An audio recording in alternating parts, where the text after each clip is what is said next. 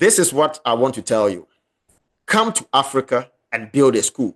If you're in Africa and you have money, begin to look into building a school and make a lot of money.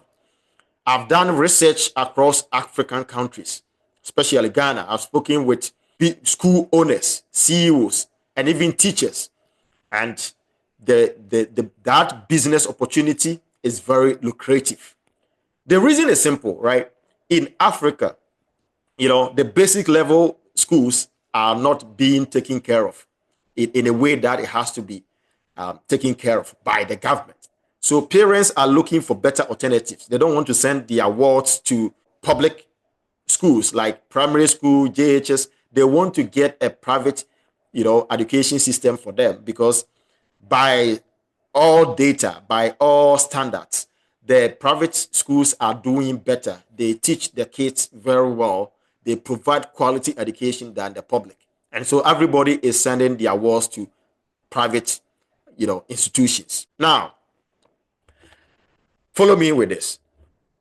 If you are able to build a school, right, and you have just 100 students under your belt, and this is the mass, this is how you're going to make the money, right?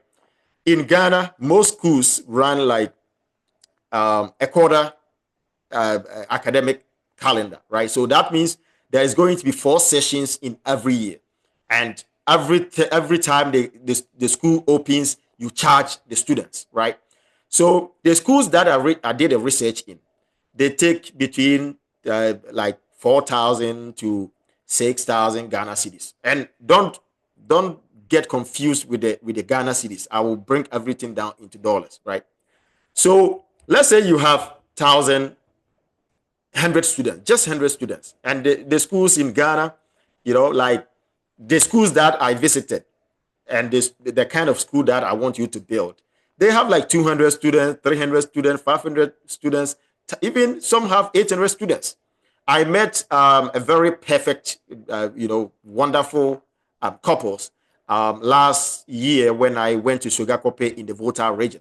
And these couple had migrated from America.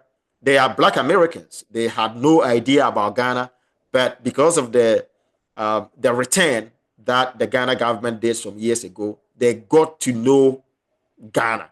And so they planned everything out, came to Ghana, they established a school, and within a year, they had like 300 students under their belt. And now they are living a very fanciful life. They are enjoying. They were on a holiday trip when I went with my wife. And they're having good time there, right? So don't just get stuck in one job, like say in America or say in the UK, and you try to test African out, right? And if you're testing African out, there is a lot of business opportunities that I'm going to give you on this channel, Estate Time. However, you can try the school. You can try to set up a private school. So let's say you have 100 students, right? And you are charging them quarter calendar, sessions. So you're charging them 4 times in a year. And then you are charging 4,000 Ghana cedis per student, right? 4,000 Ghana cedis, which is like maybe 200 and, maybe $300, no, $250, something like that, right? So 4,000 times 100 students will give you 400 Ghana cedis, right? Times 4 times in a year, which will give you 16 billion. 16 billion converted to dollars is like 107,000 Ghana cedis, or to 110,000 Ghana cedis today, right? So this is how much you're going to get with just 100 students. So think about it. If you are somebody who is, good with working with children and want to have an impact by providing quality education, man, come to Ghana to build, and you are going to make, 110, 105 $1,000 a year with just 100 students. And this is how low. So let's say, let's calculate your net profit or your net income that you take home. So let's say you have like 6 teachers, 8 teachers. let's say the schools that I visited, some had 7 teachers, some have 8 teachers, because the school is going to be like you build it like a kindergarten, class 1, 2, 3, 4, 5, 6, just like that. And then later on, when you get money, when you expand the business, then you can include JHS, and you can even include SHS, and even a college, or a university, right? But for now, let's stick ourselves to just a kindergarten to class 6.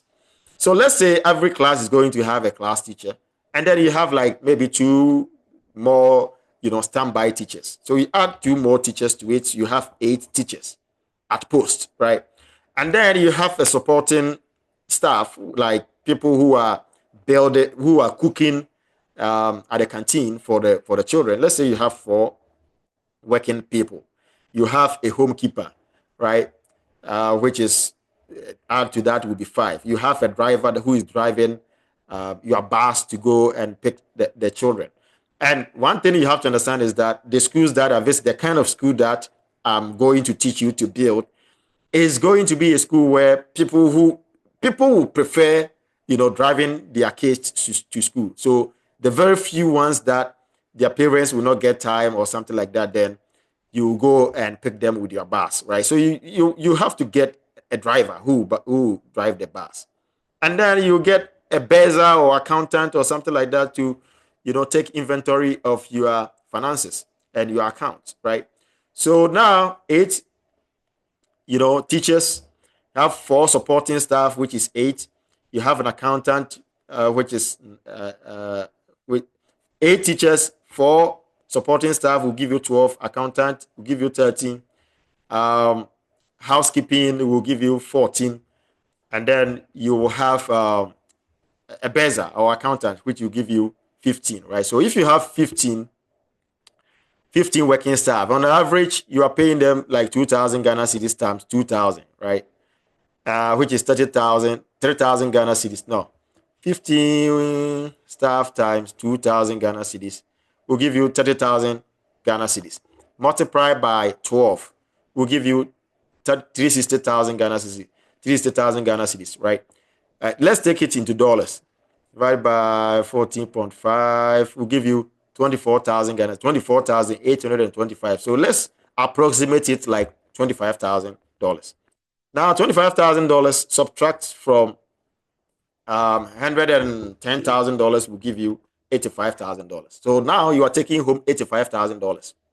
Compare that to the kind of job that you have in America, the kind of job that you have in Sweden, the kind of job that you have in the UK, the kind of job that you have in Japan. Just compare this, and then think about how you can, if this is lucrative, this is good for you, then you can begin to think of relocating and building the school. And building the school is simple. I'm going to give you the breakdown and the steps that will help you build a wonderful school in Ghana, right?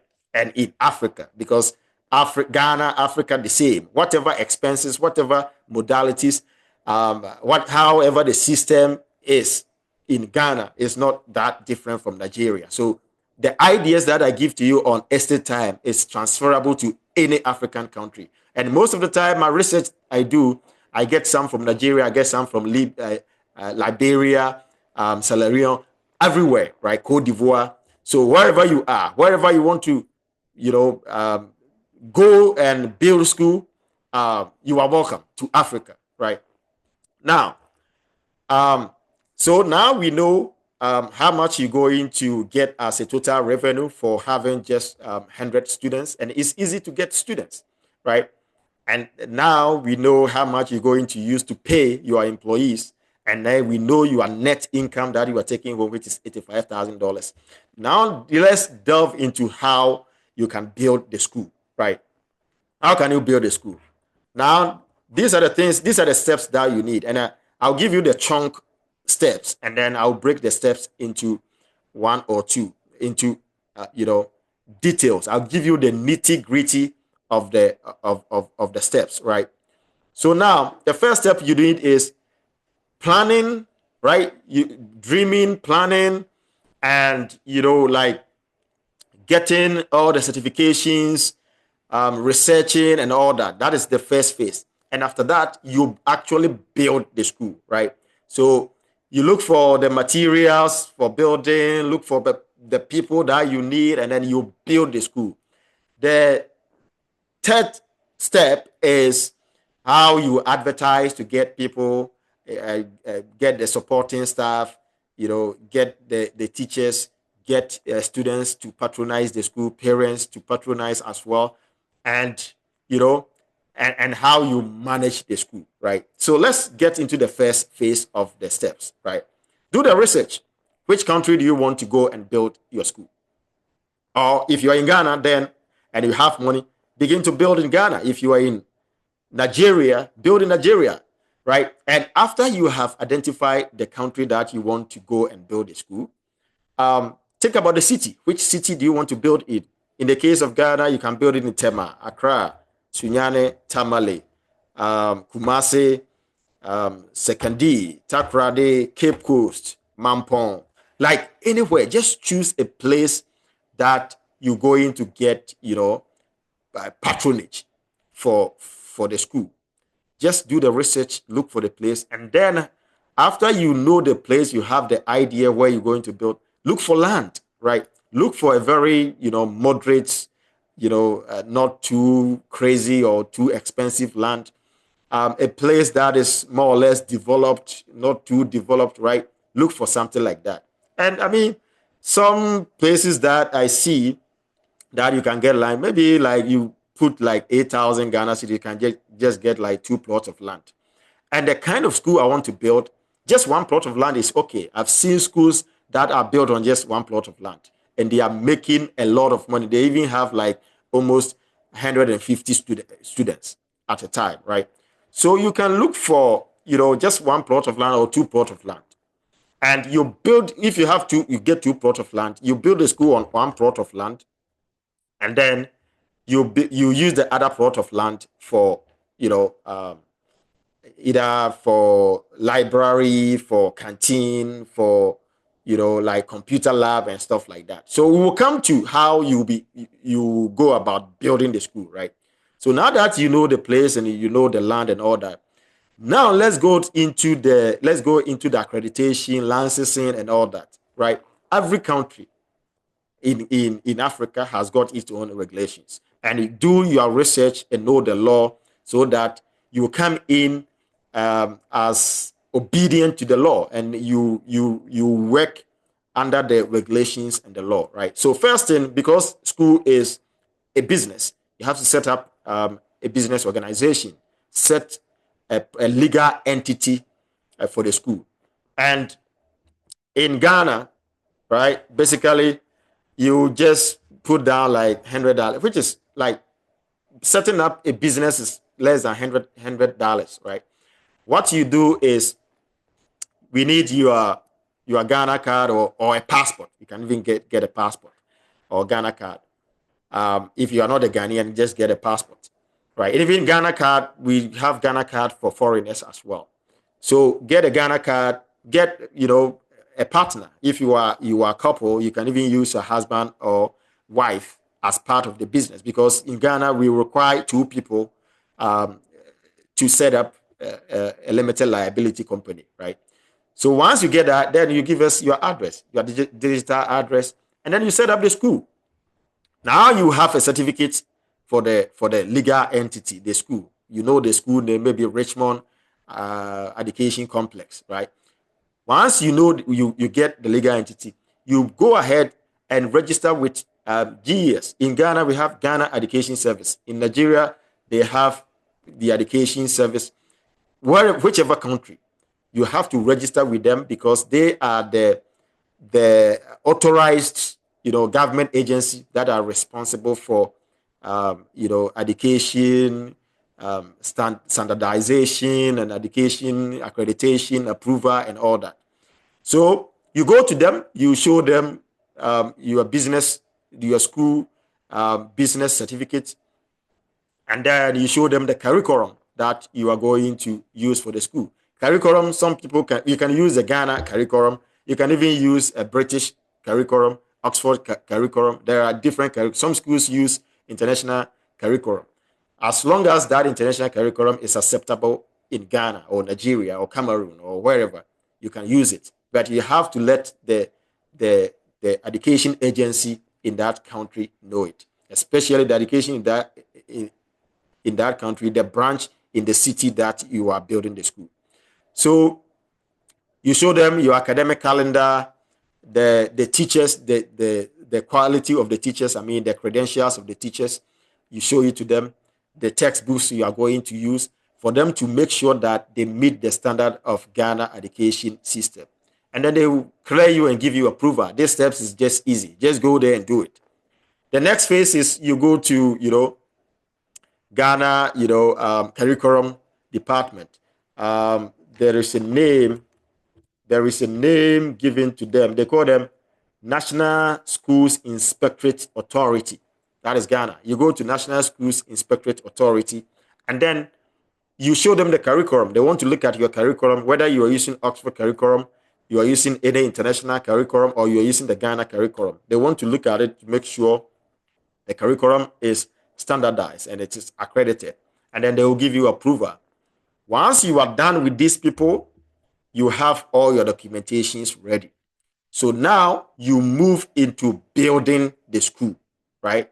By then, you already acquired your land in the specific city that you want to build the school. So let's go and build the school.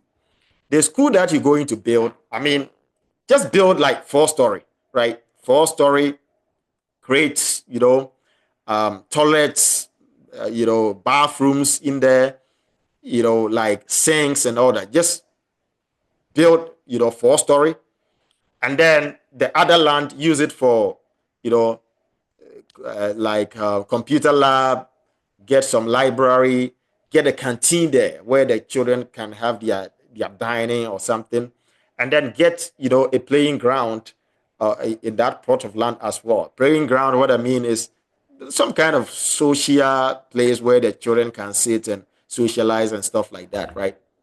And how much are you going to put into this? By the way, let me tell you, if you are building in Ghana, right, first you need to get an architect to build, to design or draw the building plan for you. Like I said, build a 4-story and build another structure on the other side and leave half of the other plot for parking.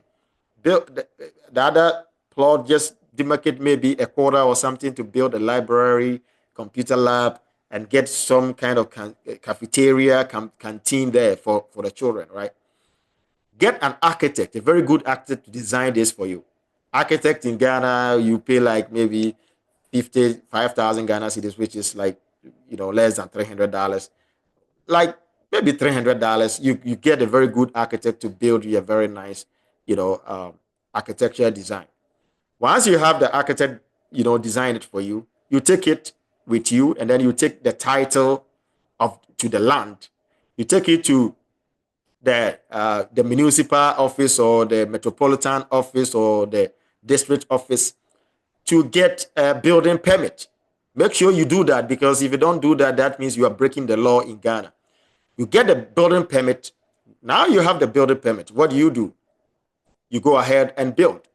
Just go look for very good, building construction company to build it for you. You can even get a local, mason guy with some, people to build it, right? Now, what are the things you're going to need? You're going to need blocks, right? How many blocks are you going to need for 4-story? Just calculate it beforehand, right? You're going to need cement. You're going to need iron rods, sand, gravels, right? Of course, you're going to need water, right? And, these are the things you're going to need. And then when you get to the top, you need wood, all right? You need plywood, like you need POP, you need roofing, right? These are the things. I'm just mentioning the materials to you. And then after you're done, you get to the finishing, you're going to need like tiles. You will need, sinks. You need, toilet seats. Like these doors. These are the things you're going to need. Do your own research and look for how much will go into this, right? Now you have these materials in place, right? They build it for you, right? After they build it, you have it. Then you go ahead and put some finish it. Going to get some, furnitures. You get furnitures to finish the classrooms. You get some computers for the teachers and for the students. You get tables, right? And you're going to get books to fill the school's library, books for the students, and all that, right?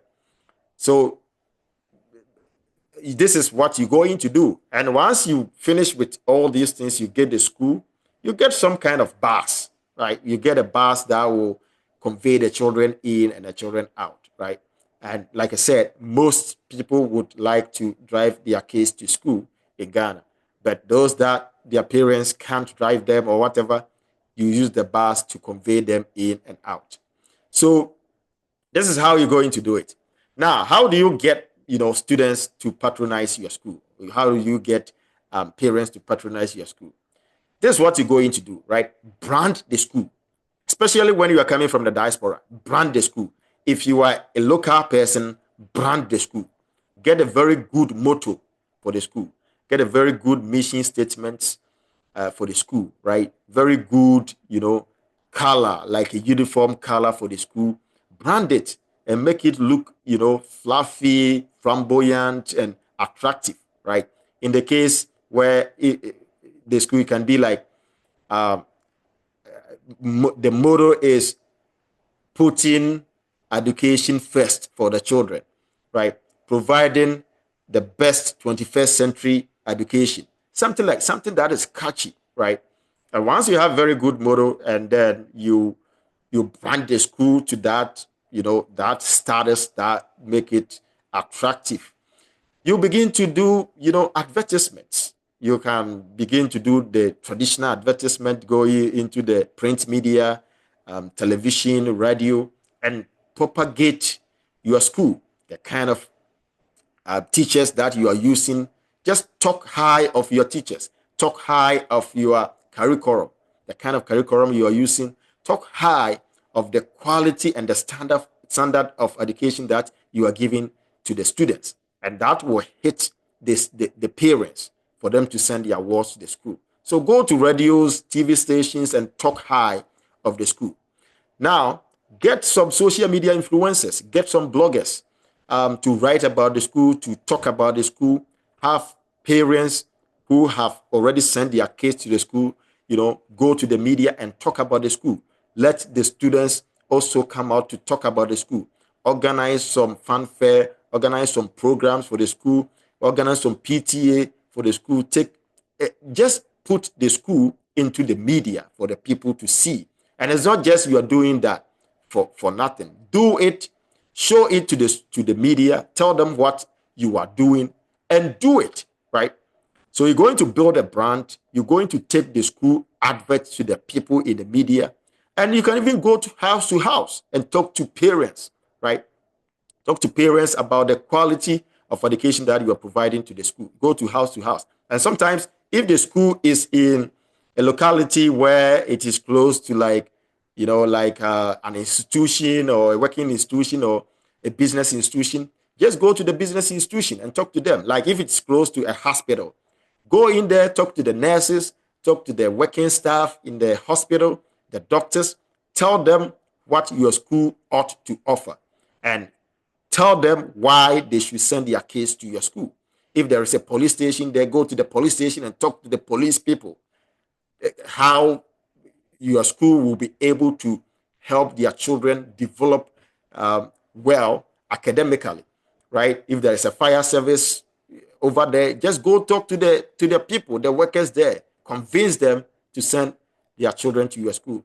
Doing this, you're going to, showcase your school to the community, and everybody who is going to bring their kid to the school, and you're going to get a lot of people, like 100 students that I'm talking about. By the time you are done with this, within a month, 2 3, you get a lot of students coming to your school, which is even more than 100 that we started with, right?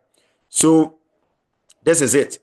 And after the students come in, Do your best to provide them the best education, take care of them, and then the rest is history. Once you are doing this, and the money are coming, then you plan including JHS 2As. Excuse me. Once you do this and you get more students and you get more money, then you begin to plan and add JHS to it. And then after that, you think of how you can develop and expand the school. You add SHS to it. And then later on, you can even add a college or university to it. You see, we start small and gradually we grow big. It's like the life cycle of a butterfly, right? The pupa, then it gets to caterpillar, and then it metamorphoses into butterfly, right? You just don't begin to fly just like that. You start from somewhere. So this is very lucrative business idea, and I want you to tap into it.